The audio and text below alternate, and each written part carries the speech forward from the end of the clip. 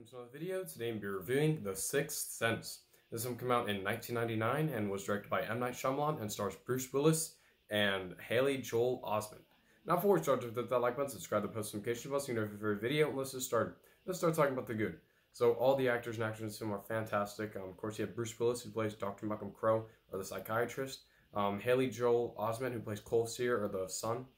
Toni Collette, who plays Lynn Sear, the mother. Those three actors and actresses in this film are fantastic. The opening sequence is very, very creepy.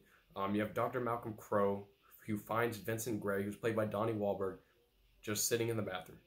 And it was very creepy because you don't know why that guy's in there. And I like what they do with that sequence and how it transferred to the end, which I'll get to later. But the opening sequence, very creepy and works and sets the tone of this entire film. The cinematography, which of course includes shots of cameras, the lighting, fantastic. M. Night Shyamalan once again proves to be one of my favorite directors of all time. And just the cinematography alone is very, very well done. There are some shots in this film where it makes you feel creeped out and on the edge of your seat. And I really, really enjoyed the cinematography for this film. The first and second acts of the film are very, very well done. They keep the twist secretive, which I really, really liked how they did that, because M. Night Shyamalan, of course, he's the master of twists in films. And this is probably one of his best twists in any of his films, or if not the best. And he keeps it secretive from the beginning. It's only revealed in the end, which I'll get to later. But you don't fully realize what the twist is until the middle of the third act. And by the end, of course, you know the twist. But the twist is very secretive, and I really, really like that about this film.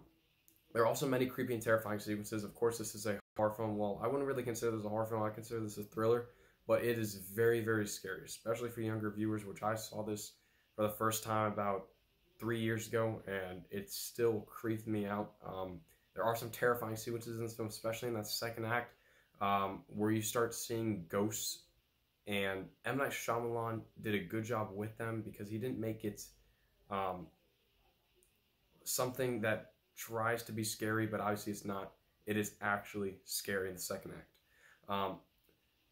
The tense sequences are probably some of the most tense sequences of any M. Night Shyamalan film to date, because what he does with them is he sets up this creepy atmosphere throughout the entire film.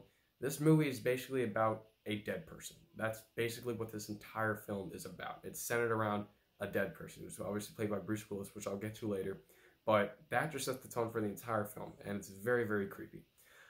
There are also many iconic lines of dialogue. Of course, the son, played by Haley Joel Osment, says, "I see dead people."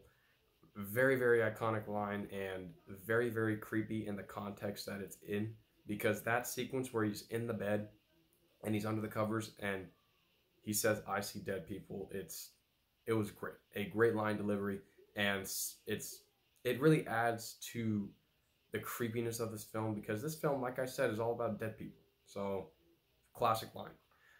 The story, I thought it was a fantastic story. Like I said, M. Night Shyamalan knows how to do his twists, and if the story isn't good, the twist probably will not work. But the story is fantastic, and along with the twist, of course, which I'll get to later, but the story is fantastic. Easily one of M. Night Shyamalan's best stories for his film. It centered around this kid. That's basically the entire film. The kid and the psychiatrist and the mother. That's this entire film, and it's centered around those three characters. Great story. The third act of the film I thought was very, very well done. I really, really enjoy the third act, of course, where things are being revealed, what the actual twist is, which I'll get to later. But the third act of the film was great. And the cameo from M. Night Shyamalan, fantastic. I really, really liked his cameo in this film. He's always good in his cameos, and it's quick, it's short, it's not overly long. Great cameo. And the score by James Newton Howard is very creepy. James Newton Howard is a very, very good composer. Of course, he made the score for Signs, which I really, really enjoyed that score. That's probably one of my favorite scores is in any M. Night Shyamalan film is from Signs. And he does it again with this film. Very, very good score. And the ending sequence, the twist ending is fantastic. Spoiler warning. The twist ending is where Dr. Malcolm Crowe is actually dead for the entire film. And it's creepy, but it makes sense for what they were going for, because, like I said, the "I see dead people" reference or line was said in near the first and second act of the film, and that does carry on to the third act because the guy, Dr. Malcolm Crowe, played by Bruce Willis, is actually dead. So I really, really enjoyed that twist, and that's easily one of the best twists of all time in any horror film, and easily M. Night Shyamalan's best twist yet.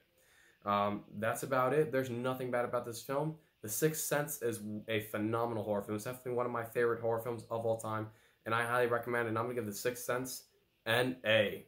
Thank you for watching. Don't forget to hit that like button, subscribe to the post notification bell so you know for a video. I'm Peter. Thank you for watching.